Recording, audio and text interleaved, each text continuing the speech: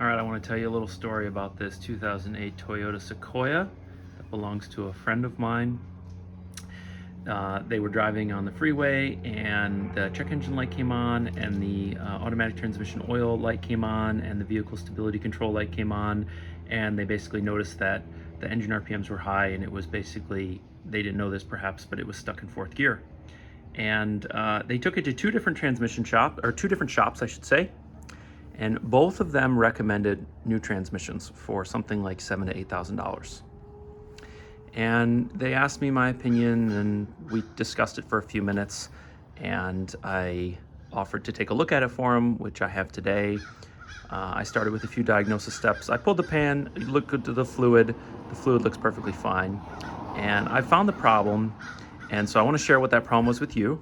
And then I want to explain something that's a little bit more philosophical perhaps as to how situations like this happen and why it's harder to find the perpetrator than you might think. Okay, long story short, first the practical side. So when you scan the vehicle, these were the faults that you got. This was a hard fault, a stored fault, and these were pending. So I don't know my audience at the moment, so I don't know how much everyone will understand, but basically a stored fault is a fault that the computer has seen frequently enough that it says this is definitely a real problem.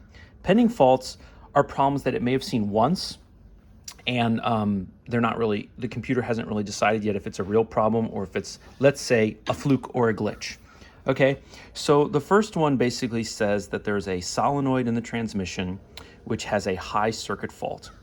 You can also have a low circuit fault, but this has a high circuit fault.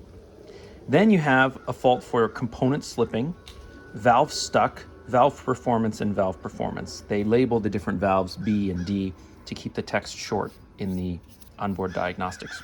Now, this is actually, all those birds are noisy, sorry. This is actually an incredibly simple circuit. You have your engine or powertrain control module, pin 5, runs through the harness to pin 14 of the valve body inside the transmission, and you have this little shift solenoid. It's literally the simplest circuit on earth.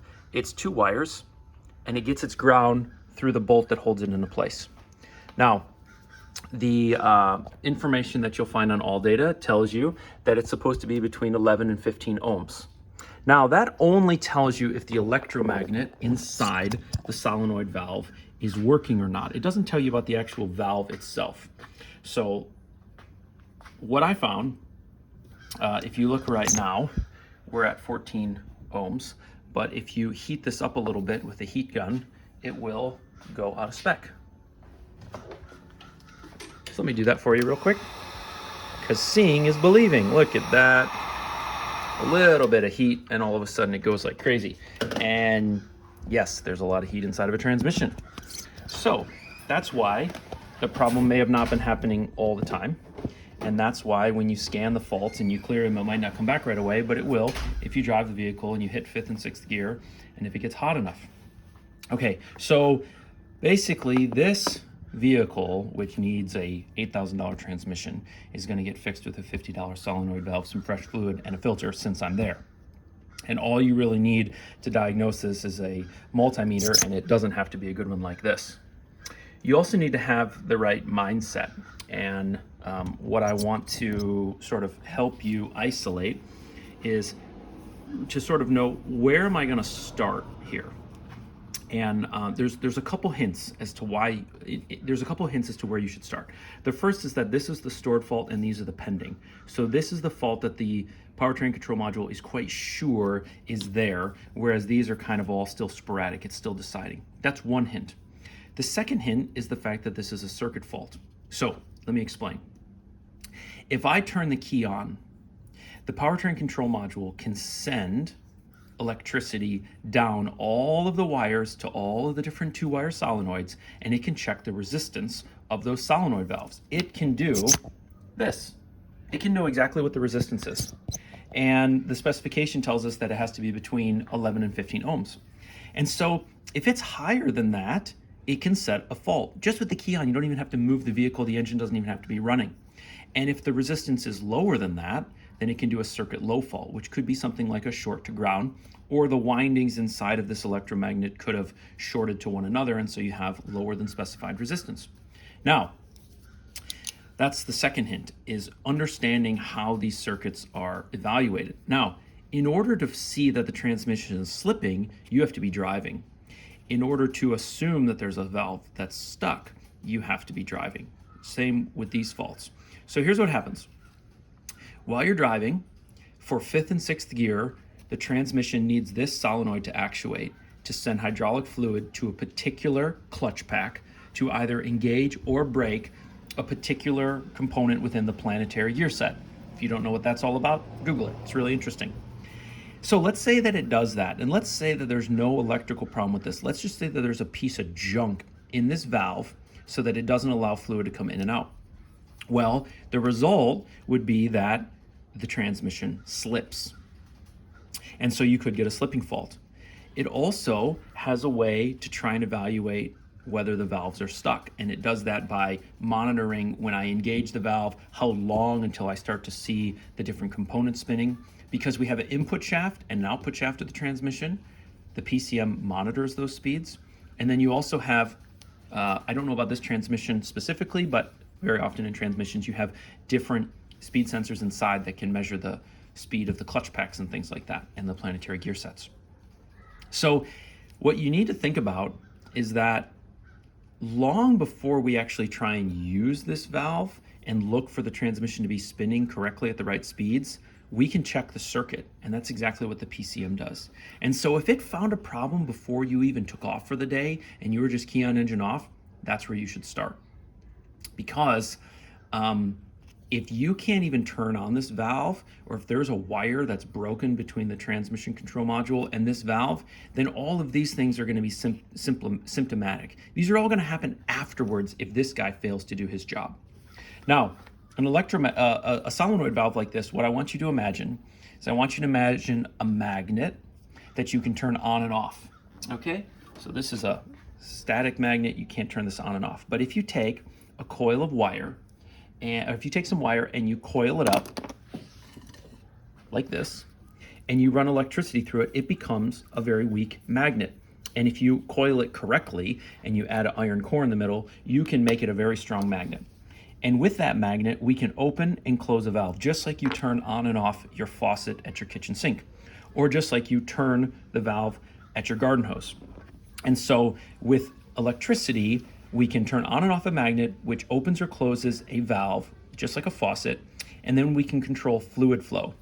And that's what happens inside of this little thing. There's a screen to protect it from debris, but inside of here, basically, if there's no electricity, the magnet's off, the valve is closed.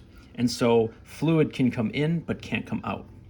And if you have electricity, then the magnet's on, the valve gets pulled open, and fluid can flow.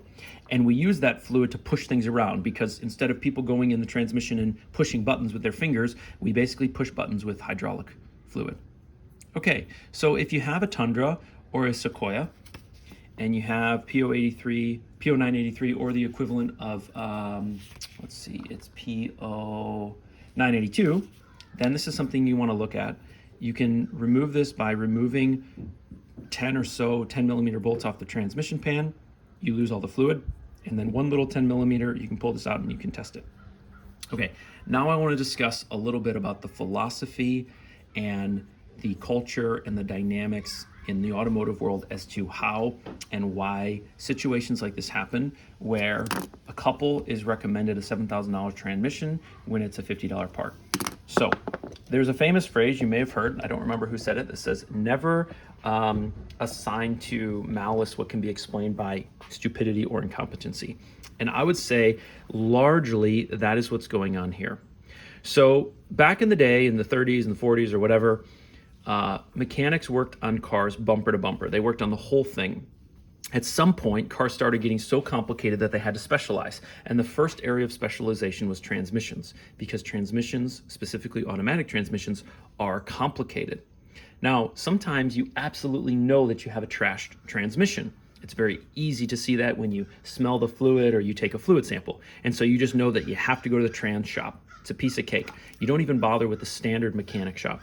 But other times, you don't really know what you have. When the check engine light comes on, you don't really think about transmission issues.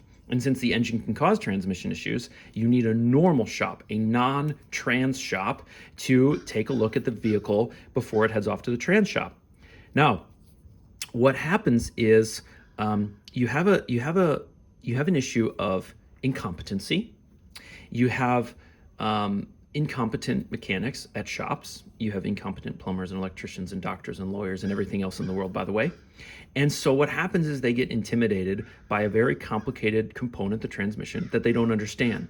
And then when they say things like slipping and stuck in performance, they say, well, you know what? You just need a trans, ma'am. You have 200,000 miles on the vehicle, which they do, and we don't want to mess around with a valve body or diagnosis. We just want to put a trans in it. And I would liken that to, if you have a hangnail, you can solve your hangnail problem by cutting off your hand or your arm. It does solve the problem. You no longer have a hangnail. And that's kind of an obvious example to something that's less obvious, but really what happens is shops want to solve your problem for you, and they don't want you to come back and complain that you did a bad job. And so one of the things that they'll often do is they will make a recommendation that is an over repair, but they will still solve your problem for you. And the only cost is the cost, which for them is kind of no big deal. Now, the other thing that happens, and this is where I put the blame not on mechanic shops or mechanics, but on people, us human beings, is that we are very often unwilling to pay for the thing that needs to be paid for. Let me explain. If someone paid me 2 hours of diagnosis time to isolate that this $50 valve was bad instead of a $7,000 transmission, let's say I charge $100 an hour. That means they give me $200 for the diagnosis, and let's say $200 for the repair, for the parts and the labor. So they're out $400 instead of being out $7,000. Sounds really good. Here's the problem. When you take your car to the shop and the guy spends 2 hours trying to diagnose it and he still isn't totally sure what it is, but he has a pretty good idea, the customer feels gypped. They say, wait a second, I just gave you $200 and you've been farting around all this time. You still don't know it's my car. You haven't replaced anything. You haven't found anything bad. And now you're going to suggest to me that we do a solenoid valve because you're not totally sure of what it is? That's a ripoff. Give me my car back. I'm not paying you. You didn't replace anything. You didn't do anything. Therein lies a cultural problem, and that is we are happy to pay for things that are in our hand and are heavy and look expensive. We're not willing to pay for consultation. We're not willing to pay for advice. We're not willing to pay for diagnosis. And so shops have learned that. They've learned that if they charge a customer 2 hours diagnosis to try and find this little valve instead of just chucking a transmission at the car, that they're going to have headaches from the customer, they're going to get bad reviews on Google, they're going to have tough conversations, they're going to have to try and explain it to the customers, and the person who talks to the customer is the service advisor, not the mechanic. So he puts his foot in his mouth because he doesn't know cars as well as the mechanic does. And then the customer, maybe like me, says, wait a second, you all don't know what you're talking about. And then you have all this miscommunication and lost in translation and all of these sorts of things. Meanwhile, the car still isn't fixed. And sometimes as a mechanic, you cannot be totally sure whether it's this part or this part. And so even after a thorough diagnosis, sometimes you do have to guess. And so when you tell a customer, hey, I want you to pay me $200 for my diagnosis, but in the end, I'm going to guess, then they have a very hard time coughing up the money for something like that. Now, the other aspect of all of this is, I wouldn't say deceit, but I would say laziness. And again, what it comes down to is people don't want to take the time to learn how to use these tools. They don't want to take the time to dig into the wiring diagrams. They don't want to take the time to dig into how these things really work. And they want to just chuck parts at something. And cars have gotten very complicated. Most customers don't really have a clue as to the complexity inside their vehicle. And shops know that. And they know, look, I can throw a transmission in this car. I'll never see this customer again. They'll be happy with the repair. And I won't have to have a bunch of headaches. I won't be accused of wasting time or money. I won't get a bad review on Google, and it's a safe bet. So what you really want to do if you're listening to this and you're not mechanically inclined and you're wondering, how do I avoid being this type of customer? What you really want to do is you want to find a shop that you can trust. And that's simple advice. It's easier said than done, but it's just like trying to find a doctor or finding an accountant or a lawyer or a financial advisor. You need to find someone you can trust. And here's what I would recommend doing. I would recommend looking around on Google Maps for one of the highest rated automotive shops in your area. In general, I would avoid dealerships. Dealerships are plagued by a lot of red tape and bureaucracy from the manufacturer. They have, they're not very creative or innovative with their repairs because of that red tape and bureaucracy and culture that develops over time. And you want to avoid places that just do like oil changes or just brakes. You want to find what we call a full service automotive shop.